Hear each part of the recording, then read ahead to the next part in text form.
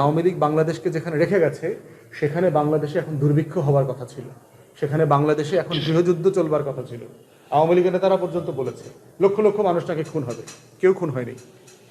যেই লেভেলে গণ অভ্যুত্থান হয়েছে, যেই লেভেলের পরিবর্তন হয়েছে পৃথিবীতে, এবং যেই লেভেলের ঘটনাগুলো অন্য দেশে ঘটেছে, তার তুলনায় বাংলাদেশে অনেক বেশি শান্তিপূর্ণ ক্ষমতার হস্তান্তর হয়েছে।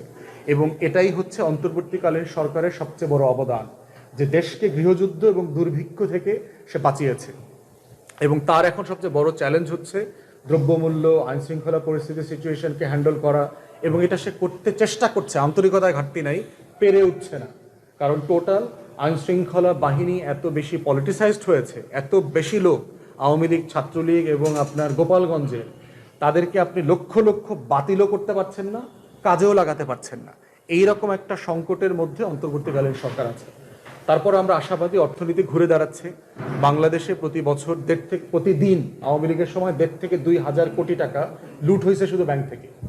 এই লুটটা গত 6 মাস বন্ধ আছে, বাংলাদেশে কোনো টাকা পাচার হচ্ছে না দেশ থেকে। আমার রেমিটেন্সের পরিমাণ বাড়ছে, রিজার্ভ স্লোলি বাড়তেছে, আমার এক্সপোর্ট প্রতি মাসের তুলনায় 9, 10, 11% করে বাড়ছে। বিদেশি বিনিয়োগের ব্যাপারে আগ্রহ তৈরি হচ্ছে। গত সপ্তাহে একটা টার্কিশ কোম্পানিকে দেখলাম, তারা বিনিয়োগ তৈরি করেছে, এখানে শুরু হচ্ছে। আমার বাংলাদেশের কয়েক হাজার জব তৈরি হবে এখানে, একটা টেকনোলজিক্যাল কোম্পানি। তো সেই সব বাস্তবতায় আমরা ধারণা করছি যে প্রফেসর ইউনূসের নেতৃত্বে দেশের অর্থনীতি ঘুরে দাঁড়াবে। এবং জাতিসংঘ এবং সুইজারল্যান্ডের ডাভোসে আপনারা যেটা দেখেছেন, যে প্রফেসর ইউনূসকে যে লেভেলের সম্মান তারা দেখিয়েছে সারা দুনিয়া, এটা আমাদের জন্য অনেক সম্মানের এবং মর্যাদার। প্রফেসর ইউনূস ছাড়া এই অন্তর্বর্তীকালীন সরকার যদি অন্য কোনো হাতে পড়তো, ভারতের যে পরিমাণ মিসইনফরমেশন, ডিসইনফরমেশন, প্রোপাগান্ডা, মাইনরিটি নির্যাতনের নাটকের গল্প আমরা দেখেছি, আমরা খুব বিব্রতকর অবস্থায় পড়তাম সারা দুনিয়াতে।